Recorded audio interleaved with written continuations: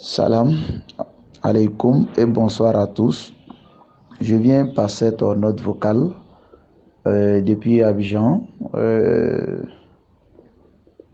alerter tous les membres, y compris Monsieur Stéphane, parce que c'est lui là même qui est notre guide sur cette plateforme. Bien vrai que nous nous donnons des idées, mais à la base, je crois que nous nous appuyons sur l'expérience de Stéphane à travers les vidéos que nous regardons de Stéphane depuis YouTube et sur les autres sites.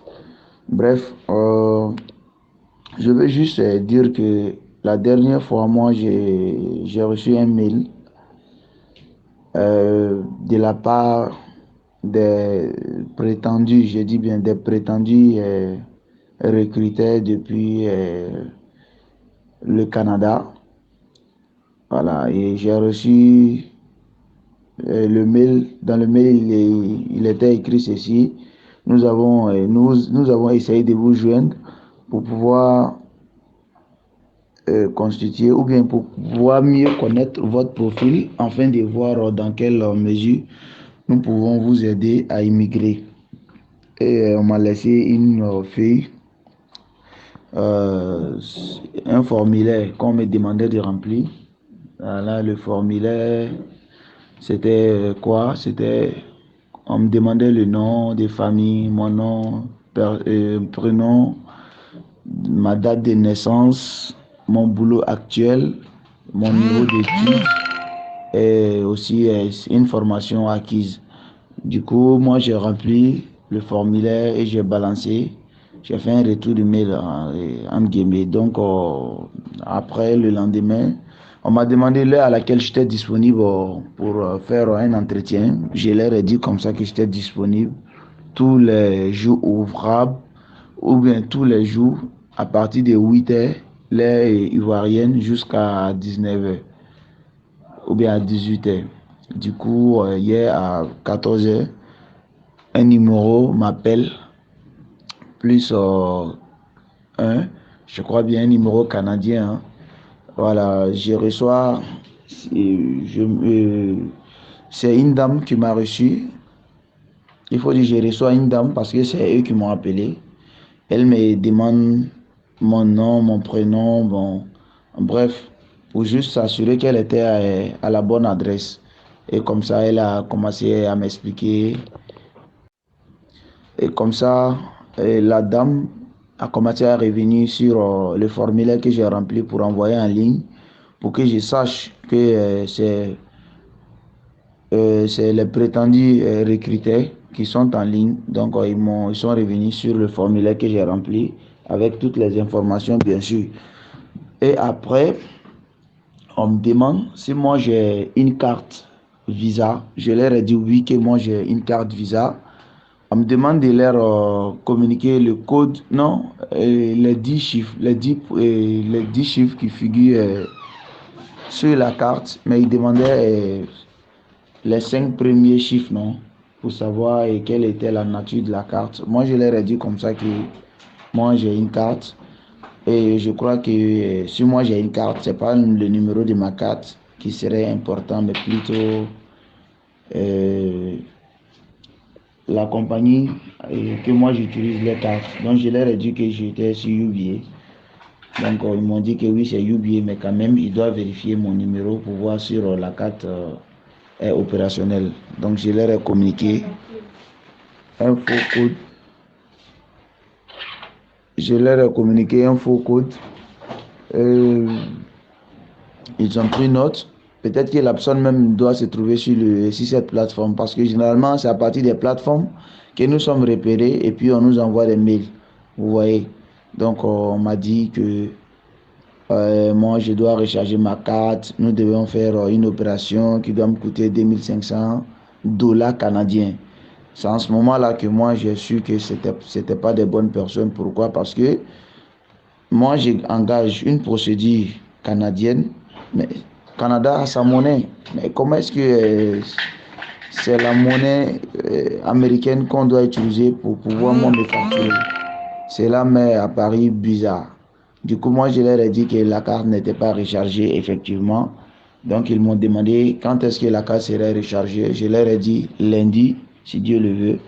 Et ils m'ont dit quel jour je compte aller à la banque. Je leur ai dit que je ne peux pas leur donner un jour. Mais quand même, d'ici lundi, je peux leur assurer que la carte serait rechargée. Des informations que j'ai mises à leur disposition, euh, qui ne sont pas vraies, juste pour les mettre en confiance. Est-ce que vous voyez? Donc, je vais demander par la suite à Stéphane, est-ce que des agents d'immigration, parce que c'est comme ça, moi j'ai jugé, mais ça peut être des bonnes personnes. Mais moi j'ai jugé que ce ne sont pas des bonnes personnes parce qu'on ne peut pas me demander, et lors des premiers entretiens, on me demande ma carte visa et on me demande d'y mettre un montant qui va jusqu'à $2500.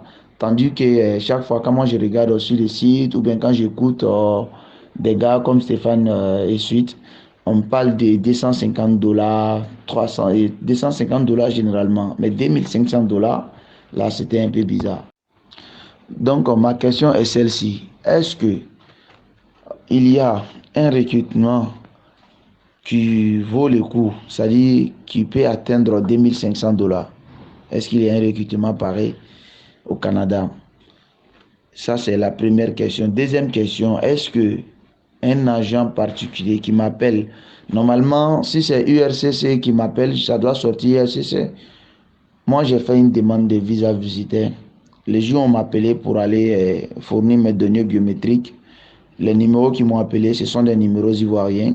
Et quand ils m'ont parlé, ils ne m'ont pas parlé en tant que des agents qui vivent au Canada. Ils m'ont fait savoir que non, c'était OIM Abidjan. Voilà, juste, il m'appelle pour se rassurer de mon rendez-vous pour la donnée biométrique.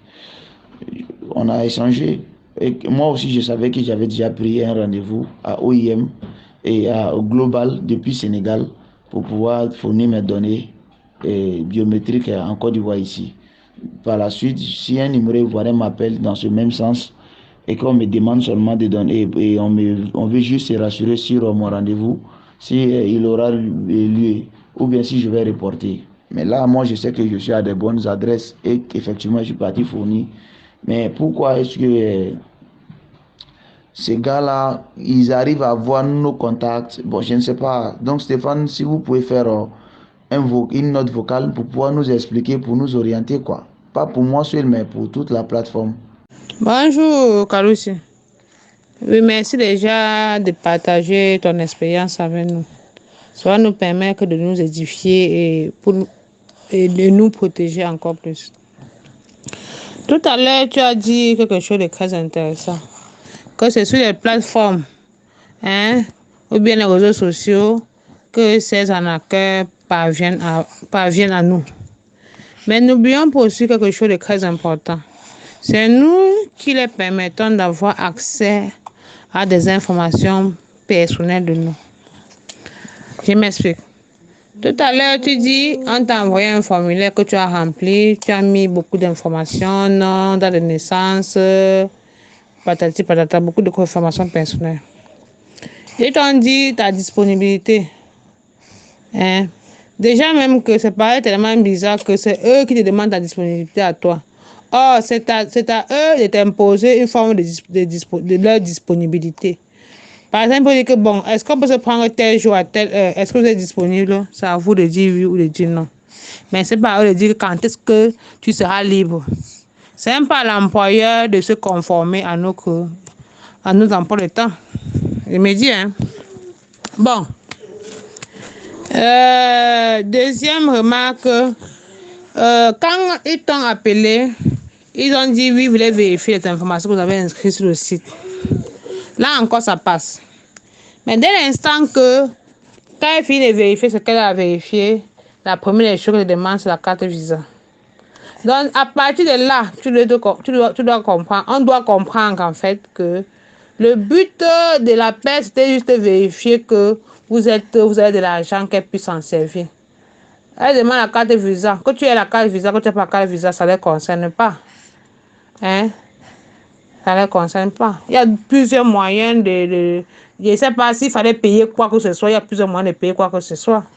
Quand elle demande les 10 premiers chiffres, tu as été malin de ne pas donner les 10 premiers chiffres de la carte d'usage. Elle devait te vider le compte là s'il y avait de l'argent à l'intérieur. Hein, c'est un peu ça. C'est nous. Il faut qu'on apprenne à se protéger. Et sachant que un employeur ou bien l'IRCC ne peut pas t'appeler d'abord de un. Il ne peut pas t'appeler. De un, pour te demander les coordonnées bancaires, dans quelle banque tu es, dans quelle banque tu n'es pas. Ça ne les concerne pas du tout. Dès l'instant qu'on vous appelle même déjà et qu'on parle déjà agent de vente, sachez que c'est déjà de l'arnaque. Sachez que c'est déjà de l'arnaque. Parce que tout se fait par mail. S'il y a des trucs à faire, c'est par mail qu'on te notifie. Et on vous renvoie généralement dans des organismes agréés pour faire certaines choses. Ce n'est pas par personne interposée. Non. Même, je remarque qu'on arnaque beaucoup les gens par rapport aux entretiens d'embauche. La norme voudrait que quand vous voulez gagner un boulot de l'autre côté, vous devez passer un entretien. Mais vous ne pouvez pas rester dans votre chambre, vous dormez votre sommeil tranquillement, au calme. Un message tombe dans votre téléphone. Oh, tu as eu le travail au Canada. Ça demande un mariage. Ce sont les filles qui restent dans les maisons, dans les barrières, qu'on vient toquer. Oui, on a vu ta fille est calme, elle est posée, reste à la maison. On vient demander un mariage. Tu as ta chambre, le travail te trouver de l'autre côté. Non, soyez un peu sérieux. C'est ça là que les gens sont tellement crédibles qu'on les arnaque. Tu as le travail. Tu n'as passé aucun entretien d'embauche. Tu n'as fait aucun CV canadien. On a laissé tout le monde qui postule là. On est venu te chercher dans ton fin fond de l'Afrique là. Hein? Est-ce que c'est bizarre? Et on ne sait même pas tes compétences. On ne sait même pas ton niveau d'études. Directement, tu as le travail. Ah, ça. Même pour voir le Saint-Esprit, il faut quand même avoir la foi.